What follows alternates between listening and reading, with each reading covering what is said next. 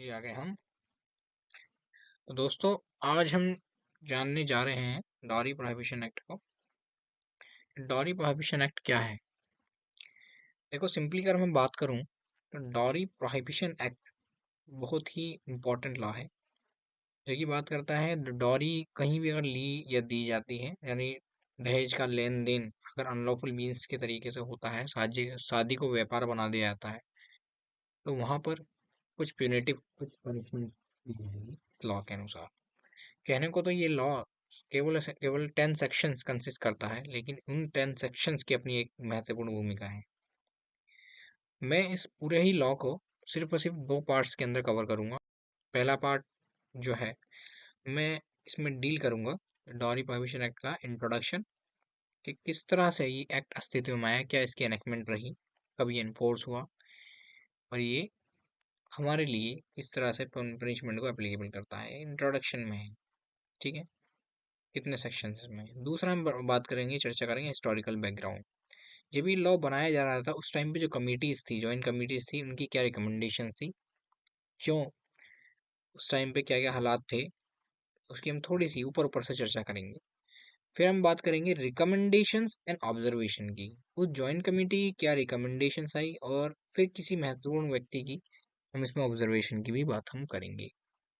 मेरा purpose video को बनाना सिर्फ और सिर्फ लॉ को आपको एक्नॉलेज कराना है, अंडरस्टैंड कराना है, ना कि पद का समर्थन करना। यहाँ पर सिर्फ और सिर्फ मैं एजुकेटिव मीन्स के लिए ये वीडियो बना रहा हूँ, जिससे आप इस लॉ को सही समझ पाएँ।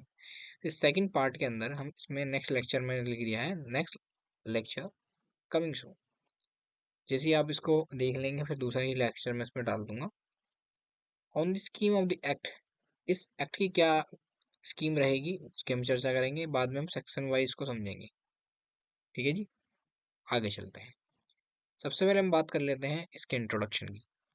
इंट्रोडक्शन में कहता है ये एक्ट क्या है, इसके प्रियम्बल में ही बता दिया गया है, ये act prohibit the giving and taking the dowry. डोरी के लेन देन को मनाही की गई है, इसको प्रोहिबिट किया गया है, निषेध किया गया है इस एक्ट में। ठीक है। फिर हम बात करते हैं आगे कि जो एनेक्ट कब हुआ, तो 20 मई। देखो, प्रीलिम्स में सिर्फ और सिर्फ इसकी एनेक्टमेंट आएगी, और कुछ में नहीं पूछा जाता हाल ही, क्योंकि ये माइनर सा लॉ है, छोटा सा लॉ है। तो अनेक्ट हुआ था 20 मई 1961 में, और एनफोर्स हुआ था 1 जुलाई 1961 में। अब कभी भी हम कोई पिनिटिव लॉ पढ़ते हैं, तो या तो उसमें प्रोसीजर दिया हो तो हम उसको उसी के हिसाब से चलेंगे, स्पेशल लॉ कहलाते हैं। लेकिन अगर कोई प्रोसीजर नहीं दिया गया है, या फिर कोई कंकरेंट पनिशमेंट नहीं दी गई है, तो उसके लिए हम अदर एक्ट देखेंगे, उस लॉ ऑफ द लैंड। इसमें साथ ही साथ में read with along with IPC हमें पढ़नी है साथ में। आईपीसी पूरी नहीं, आईपीसी का वो करेक्ट पोर्शन जिसमें बताया गया है ऑफेंस रिलेटिंग टू मैरिज। ठीक है, उसकी हम चर्चा करेंगे। फिर क्या हम इसमें प्रोसीजर लेंगे, वो सीआरपीसी से हम ड्राइव करेंगे। ठीक है, इन्वेस्टिगेशन कैसे होगी, अरेस्ट कैसे होगी, हम जनरली तो सीआरपीसी बता ही देगा, तो ये इसमें इसलिए पढ़ेंगे। और इंडियन एविडेंस एक्ट तो सभी के ऊपर एप्लीकेबल है। तो तीन मेजर लॉज तो हम साथ में इसके ये वाले पढ़ने वाले हैं, यानी इस वीडियो में तो नहीं पढ़ेंगे, लेकिन हमें पढ़ने चाहिए। ठीक है, मैं ऊपर ऊपर से बता दूंगा कौन कौन से लॉज हैं, तो आप पढ़ना चाहो तो 498 भी पढ़ लो। वुमेन से रिलेटेड जितने भी कानून हैं मैरिज के दौरान, उसके उत्पीड़न से रिलेटेड, तो आप उसको को रिलेट करके पढ़ सकते हो। ठीक है, आईपीसी सीआरपीसी। अब बात आती है उन लॉज की, जो कि मतलब लॉज तो नहीं है, लेकिन सेंट्रल या फिर स्टेट गवर्नमेंट या फिर अदर अथॉरिटी का पॉइंट अगर कर दिया, उनके द्वारा बनाए गए कुछ ऐसे लॉज हैं या रूल्स हैं जो एप्लीकेबल होते हैं ऑल ओवर इंडिया या पर्टिकुलर पोर्शन ऑफ इंडिया। ऐसा ही एक लॉ है जो कि वैसे तो ऑल ओवर इंडिया पे एप्लीकेबल होता है, as per notification of the state central government, जो है डॉरी प्रोहिबिशन है। मैंने डीपी कर दिया ना, डी प्रो, तो यहाँ पे डॉरी प्रोहिबिशन समझना इसको। Dowry prohibition maintenance of list of presents, जो भी हम प्रेजेंट्स देते हैं ना, गिफ्ट उपहार देते हैं दूल्हा दुल्हन को, ब्राइड एंड ब्राइड रूम, उसके रिलेटेड लॉ है। यानी इसमें सिंपली ज़्यादा कुछ नहीं है, खाली ये बताया गया जो हस्बैंड है उसने जो गिफ्ट उपहार अपनी बीवी को दिया है, किसी रिलेटिव को दिए हैं या लिए दिए हैं, उसकी एक लिस्ट बना के उस पर सिग्नेचर करेगा और वधु पक्ष को देगा। वधु पक्ष क्या करेगी, ऐसी जो उसने लिए दिए हैं और जो भी उपहार का लेन देन हुआ है उसकी एक लिस्ट बनाएगी और उसको वर पक्ष को देगी। तो ये सिंपल सा प्रोविजन इसमें किया गया है जिससे बाद में कोई भी इनकंसिस्टेंसी अराइज ना हो। 10 सेक्शन है जो कि short title extent in commencement के बाद two state government power to make rules and central government power to make rules की बात करती है। ठीक है, अब मैं इसको ओपन कर लेता हूँ। चलिए आगे हम बात करते हैं, चर्चा करते हैं किसकी, इसके हिस्टोरिकल बैकग्राउंड की। हिस्टोरिकल बैकग्राउंड में मोटा मोटी समझेंगे कि इसको लॉ को किस तरह से देखा गया है। देखो जानना ये होगा, देखो जो डॉरी है बहुत ही अच्छी चीज है वैसे तो, अगर समाज उसको सही से अपनाए, सही से उसकी वैल्यू, उसके ऑब्जेक्ट्स को समझे। बात करें हम 200-300 साल पहले की या फिर 100 साल पहले की, ये अब भी कुछ जगहों पर है ऐसा, कि जो वधु पक्ष को जो उपहार उसके पेरेंट्स के द्वारा दिए जाते थे, जो दहेज दिया जाता था, वो उसको इसलिए दिया जाता है जिससे उसको कोई भी तकलीफ परेशानी ना आए सरवाइव करने में, अपने जीवन यापन करने में। जैसे हम राजा महाराजा के काल की छोटा संदर्भ व्यक्त करते हैं कि उस टाइम देखो युद्ध हुआ करते थे। जो वर पक्ष होते थे वो युद्ध के लिए जाते थे, हो सकता है वो आ जाएं लौट कर, हो सकता है ना आए। तो ऐसी स्थिति में अगर ना आए वो, तो वाइफ क्या करेंगी, उनकी बीवियाँ क्या करेंगी।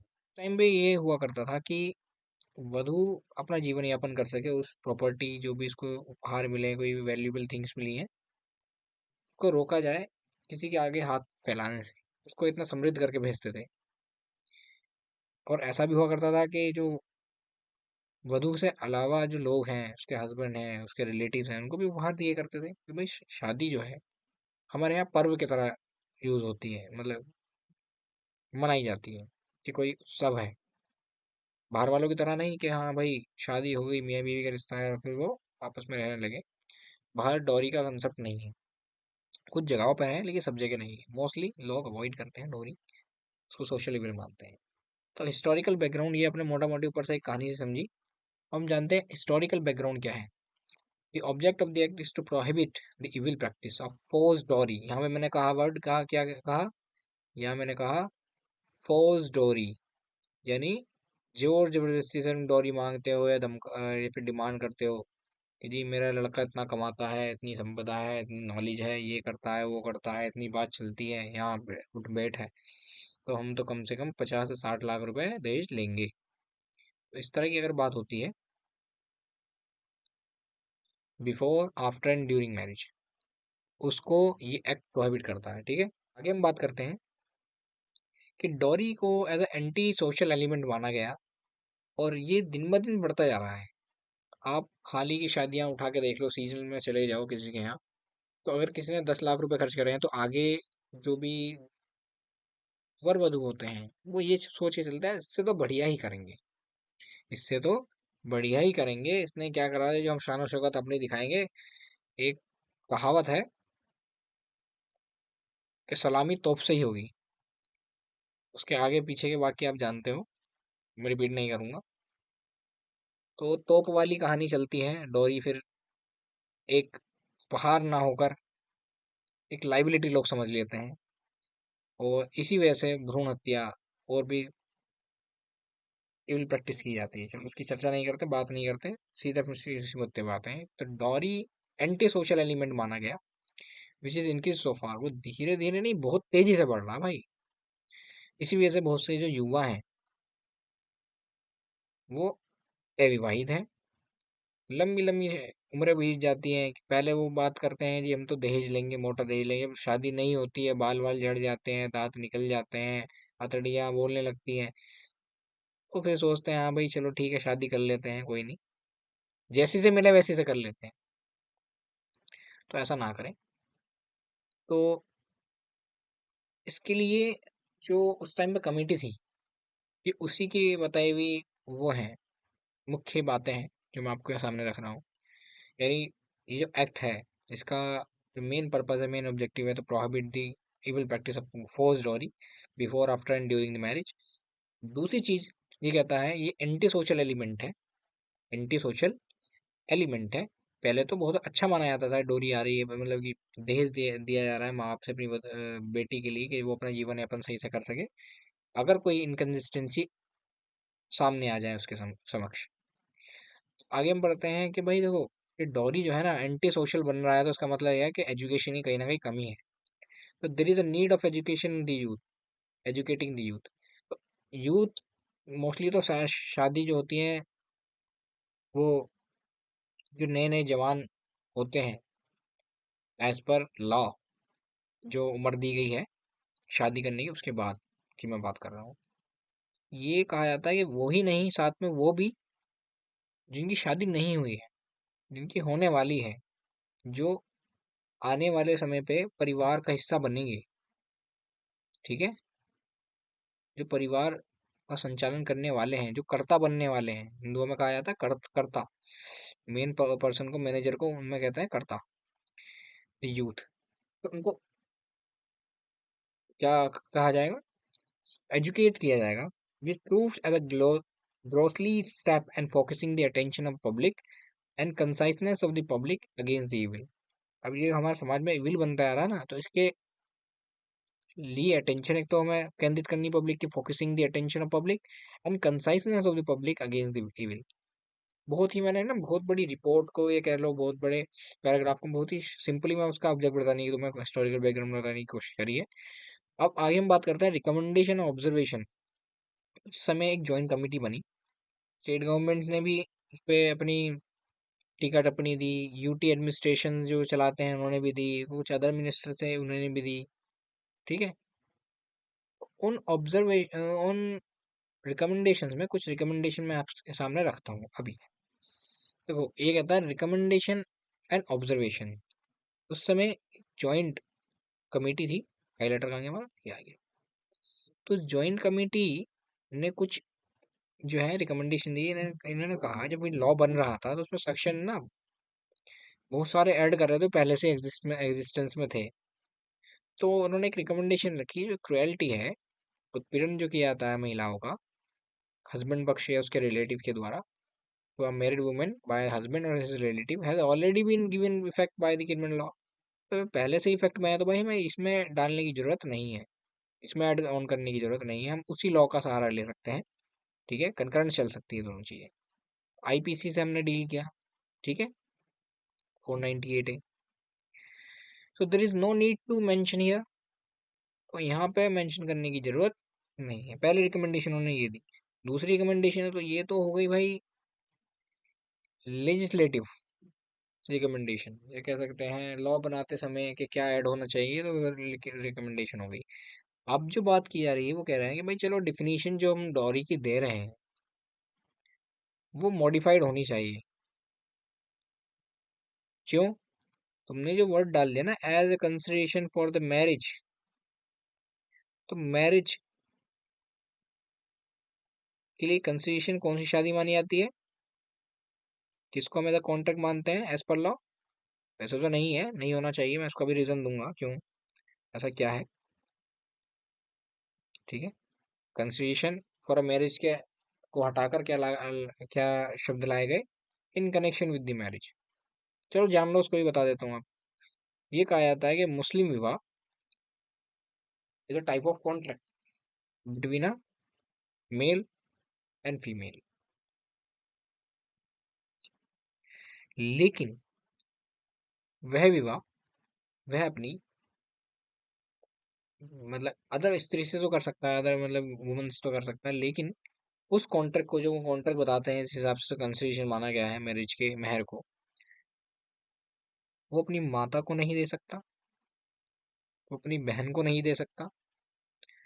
ठीक है, अपने किसी निजी, इसमें तीन तरह की प्रोहिबिशन हमारे में दी गई है, मतलब मुस्लिम लॉ में दी गई है। रिजा, दूध से संबंध, और किन्स वाले ब्लड वाले संबंध, तो जो भी इससे रिलेट होगा उसमें हमारे यहाँ शादी करना गलत है, मनाही है उसकी। बहुत सारा मिसकंसेप्शन है कि ये जो जी अपनी सलेरी बहन से, या फिर कहते हैं मैटरनल सिस्टर से या पैटर्नल सिस्टर से, जो होती है मैटरनल अंकल की बेटी है, या फिर कह सकते हैं खाला की लड़की, फिर चाचा की बेटी या मामा की लड़की, इस तरह से शादी कर लेते हैं, जबकि ऐसा नहीं है। वो कुछ तबके हैं अलग अलग जो इस तरह की शादी को परफॉर्म करते हैं, लेकिन हमारे यहाँ इस तरह की शादियाँ नहीं की जाती, ना ही इस पर जोर दिया जाता। अब मुद्दे पे आते हैं। मुद्दा ये कहता है कि जी इस शब्द को इसलिए यूज किया गया as a consideration for marriage, को हटाया गया, और डॉरी प्रोहिबिशन एक्ट की जो शब्द डॉरी है की डिफिनीशन में से इस शब्द को इन इन शब्दों को हटाया गया और ये शब्द डाल दिए गए in connection with the marriage. Dowry is not a consideration for marriage, dowry is given in connection with the marriage. समझे? यानी डॉरी को एज अ कंसिडरेशन ना मान के वो इन कनेक्शन मतलब रिलेट करता है शादियों में। जरूरी थोड़ी यार किसी ने डॉरी नहीं दी शादी नहीं होती। तो एज अ कंसिडरेशन नहीं है, dowry is not a consideration. अगर ऐसा होता तो मुस्लिम की महर भी इसमें इंक्लूड हो जाती। ठीक है, ध्यान देना, रिकमेंडेशन पढ़ रहे हैं अभी हम इसका ज्वाइंट कमेटी की। मैं अपनी तरफ से कुछ नहीं कह रहा, जो उनका मोटा मोटी है, जो उन्होंने रिकमेंडेशन रखी, जो पॉइंट्स रखे, वो आपके सामने रख रहा हूँ। ठीक, आगे अब मैं बोल रहा हूँ आपसे कि जी जो पेरेंट्स हैं दहेज के संबंध में मेन विक्टिम है। क्यों? देखो, अगर उनकी बेटी के साथ कुछ गलत होता तो बेटी बाहर वालों से या किसी और अन्य से थोड़ी ना गई, अपने माँ बाप से कही कि मुझे ऐसा सताया जा रहा है। तो वो पूछेंगे क्यों सताया जा रहा है, कि ऐसा ऐसा ना उन्हें ये फ्रिज चाहिए या फिर बाइक चाहिए, फिर उनको बिजनेस में पैसा चाहिए, या कुछ करना है, या कुछ करना चाहते हैं, या फिर उनका पैसा डूब गया, या वो काम चाहते हैं, या कुछ और चीज़, या बिजनेस में शेयर शेयर चाहिए, कंपनी में कहते पार्टनरशिप से, सॉरी, कंपनी में शेयर चाहिए, या फिर वो आपका बिजनेस अपना नाम करना चाहते हैं, कुछ भी ऐसी चीज़ जो वैल्यूएबल हो, उसकी डिमांड अगर आती है हस्बैंड पक्ष से, तो उस पर माँ बाप मोस्टली चुप्पी साध लेते हैं और लॉ को मोशन में नहीं लाते हैं, यानी लीगल कार्रवाई नहीं करते अब तक कि हद ना हो जाए। तो सोचते हैं चले यार कोई नहीं, लड़की के घर तो चल ही रहा है, आज निकल को बस उधर जाएगा, समझ जाएगा, चीज़ों को मान लेगा, पहचान लेगा। बहरहाल ऐसा नहीं होता। इसमें जो डिमांड पूरी करने वाले हैं वो पेरेंट्स हैं, और वही मेन विक्टिम सो बनते हैं। बेटी तो है ही, जहाँ तक ख्याल है बेटी है, लेकिन मेन विक्टिम जो है पेरेंट्स है। और इसीलिए डॉरी को इस एक्ट के अंदर उन्होंने माना, उन रिकमेंडेशन जॉइंट कमेटी ने माना, dowry is an unwilling present, यानी बगैर इच्छा से दिया गया एक उपहार है डोरी। पहले क्या दिया कहा जा रहा था कि इच्छा से दिया गया उपहार है। चलो बहरहाल एक रिकमेंडेशन थी। आगे इन्होंने कहा कि जी तुमने डेफिनेशन में डॉरी डॉरी की डेफिनेशन में जो तुमने ऐड किया है ना, क्या ऐड किया गया है? तुमने ये माना है कि डॉरी का देना एग्जाम फ्रॉम पनिशमेंट, पनिशमेंट नहीं दी जाएगी उसके लिए, अगर तुम स्वेच्छा से दे रहे हो। जबकि डॉरी का लेना, सॉरी मैं इसको थोड़ा सही कर देता हूँ। चलो भाई, हाइलाइटर, डॉरी का लेना नॉट एग्जाम फ्रॉम पनिशमेंट, चाहे वो विलिंग हो या अनविलिंग हो। एग्जाम्पल के तौर पर समझते हैं, आपने अपनी शादी में दहेज ले लिया, कल को अगर वाइफ चाहे तो डॉरी प्रोहिबिशन एक्ट के अंदर कंप्लेन कर सकती है और कह सकती है जो मेरा दहेज का सामान था इन्होंने हड़प लिया और मुझे बेदखल कर रहे हैं, मुझे रहने नहीं दे रहे हैं और दहेज की मांग करते हैं। इन प्रैक्टिस वो चीज़ गलत हो जाएगी। ये लॉ का पर्पस तो अच्छा था, लेकिन उसका यूज़ कैसा होगा, गलत होगा। तो इसको उन्होंने कहा कि भाई लेन देन दोनों का रखो, या फिर पनिशमेंट का प्रावधान या तो दोनों के लिए करो या एक के लिए भी ना करो। उन्होंने कहा कि गिविंग ऑफ डॉरी एग्जाम कर दी जाए, तुमने पनिशमेंट से तुमने एग्जाम कर दी, जबकि लेना एग्जाम नहीं किया, उसमें पनिशमेंट मिल रही है।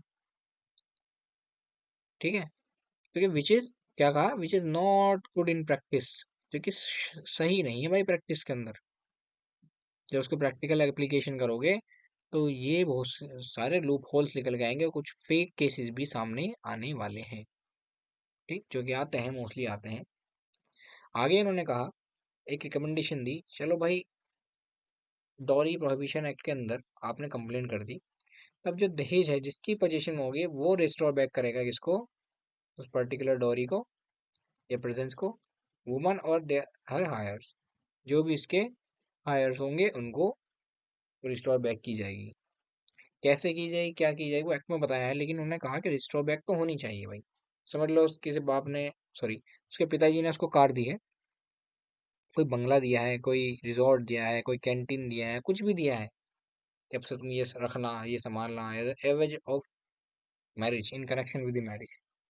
ठीक है, तो वो रिटर्न बैक हो जाएगा, रिस्टोर बैक कर दिया जाएगा। यहाँ पे वर्ड लिखा है, रिटर्न नहीं लिखा, रिस्टोर कहा है, उसको वैसा ही दिया जाएगा जैसे वो था।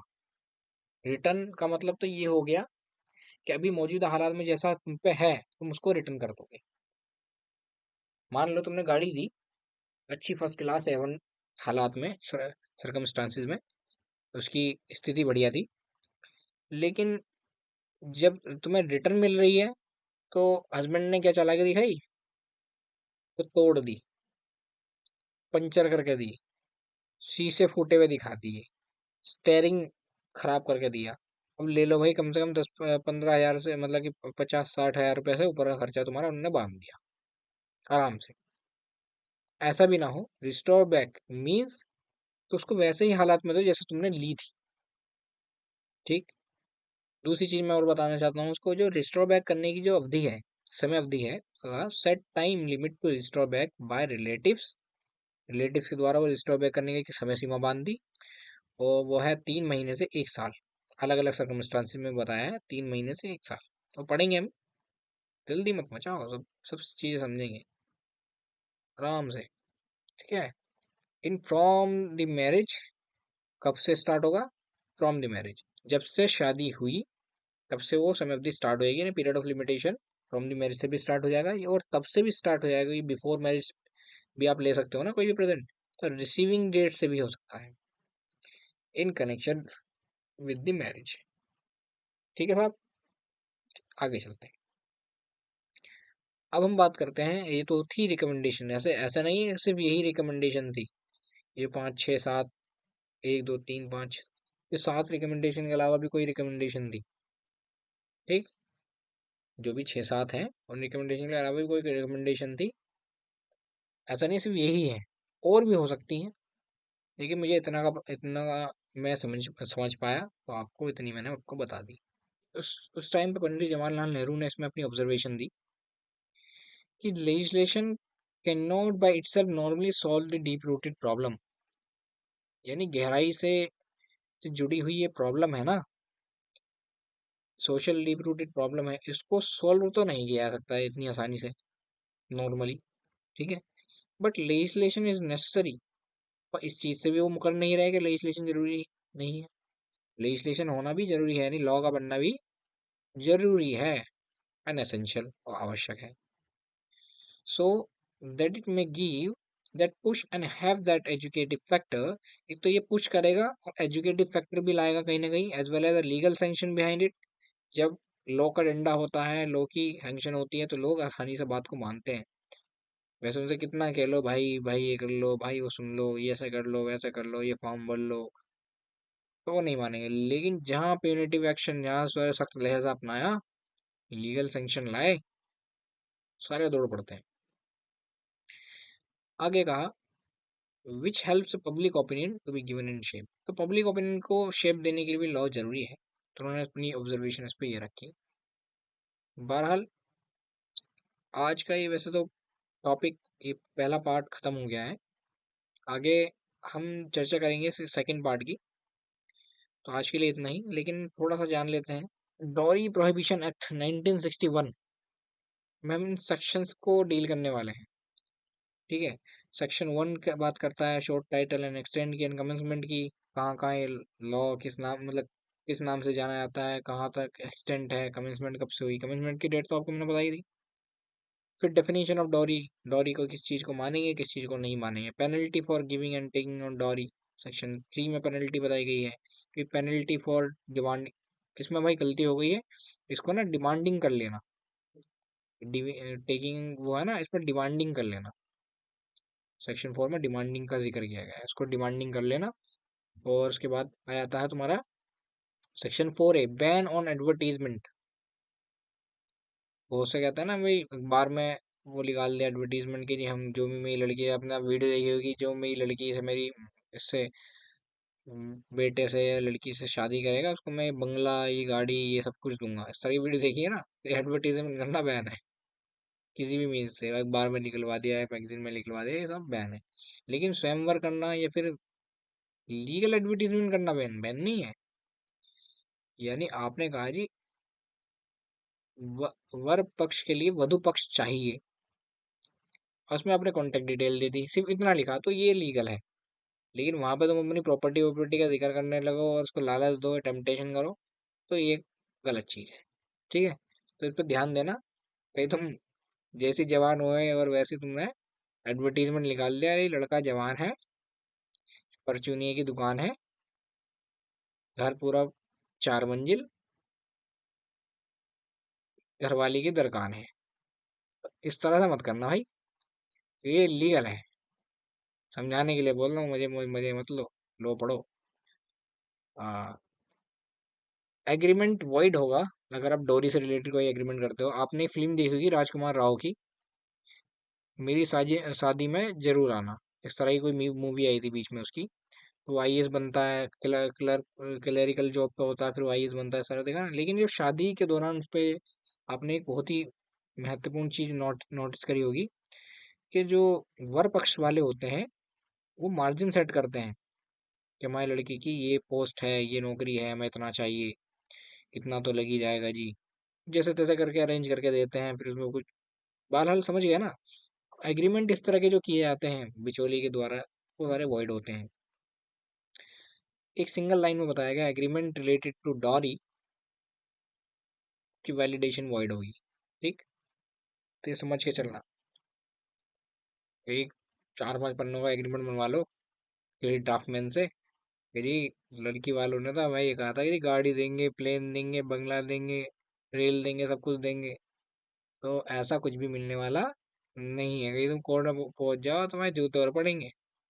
अब हम आ जाते हैं dowry for the benefit of the wife.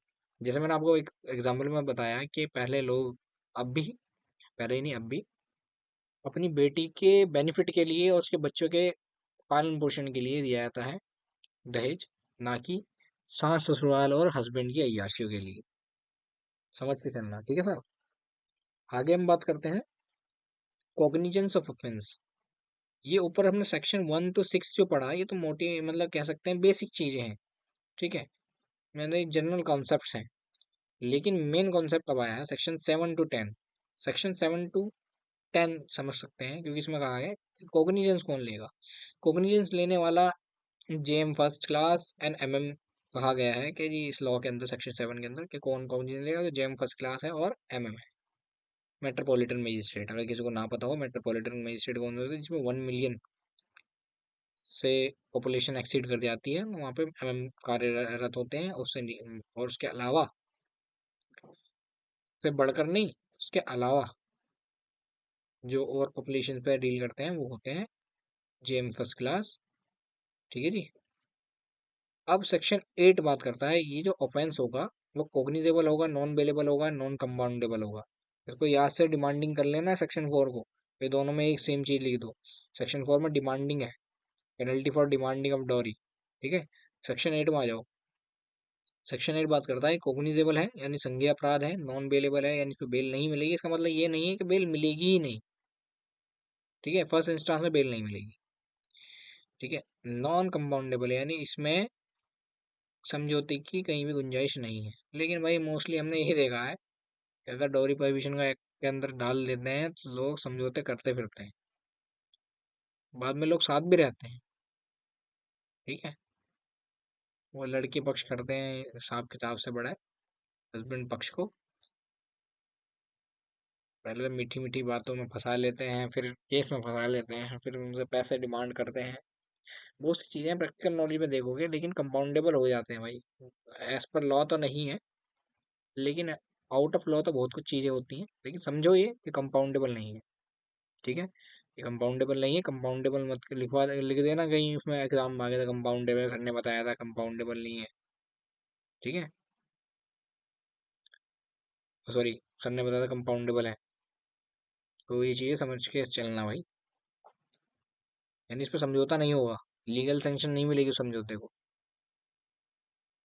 यहाँ क्या कहा है, agreement related to dowry void. तो यहाँ कंपाउंडेशन अगर दे दी जाए तो इस सेक्शन का कोई भी अपना प्रभाव नहीं होगा।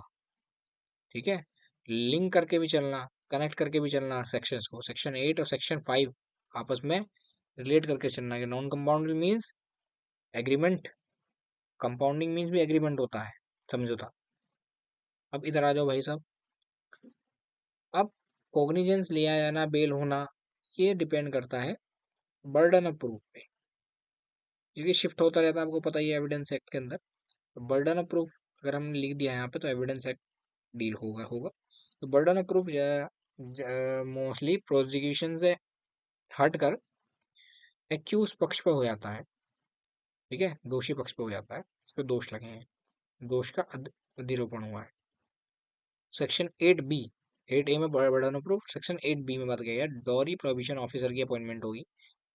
सेंट्रल गवर्नमेंट और स्टेट गवर्नमेंट लॉज के अनुसार अनुसार वैसे तो स्टेट गवर्नमेंट का प्रोविजन दिया गया है इस एक्ट में। लॉज के अनुसार किसी भी क्वालिफाइड व्यक्ति को, जिसकी क्वालिफिकेशन वो समझते होंगे हाँ भाई हम तत्सम्मत है, तो उन उनके लिए वो क्या करेंगे, भाई अभी पॉइंटर नहीं है इसलिए ना थोड़ा सा हिल जाता है। अभी लैपटॉप जो टच पैड होता है उसी से काम चल रहा है, तो बुरा मत मानना, थोड़ा उसको समझना। डॉरी प्रोहिबिशन एक्ट के अंदर डॉरी प्रोहिबिशन ऑफिसर की भी नियुक्ति की जाती है। मोस्टली तो पुलिस वाले या फिर एनजीओ वालों को ही बना दिया जाता है कि जी आप इस कार्यभार को संभालो, आप रोको डॉरी प्रोहिबिशन एक्ट। अब आगे चलती हैं, सेक्शन 9 एंड 10 में ये रूल मेकिंग पावर की बात करता है, सेंट्रल एंड स्टेट गवर्नमेंट की, कि कहाँ कहाँ रूल बनाए जा सकते हैं। तो एक मैंने 1985 का रूल मैंने जिक्र किया था ना, मेंटेनेंस ऑफ लिस्ट, पीछे इंट्रोडक्शन में। तो इस सेक्शन के अंदर दी गई पावर के अनुसार ही वो रूल्स बने हैं। ठीक है, वो रूल्स बने हैं। रूल्स क्या हैं, दो दो सेक्शन है मुश्किल से, एक उसकी बारे में बताता है कि रूल क्या कहलाएगा, दूसरा ये है कि मेंटेन लिस्ट मेंटेन होगी, वर वधु और वक वर वधु पक्ष दोनों ही एक लिस्ट मेंटेन करेंगे उपहारों की, और उसको साइन करके क्या कर लेंगे, साइन करके एक दूसरे को दे देंगे। वर्ड याद नहीं आ रहा। ठीक है, चलो आज के लिए भाई इतना ही। अगर अच्छी लगे वीडियो तो उसको लाइक करें, शेयर करें, सब्सक्राइब करें इस चैनल को। और शुक्रिया, जय हिंद।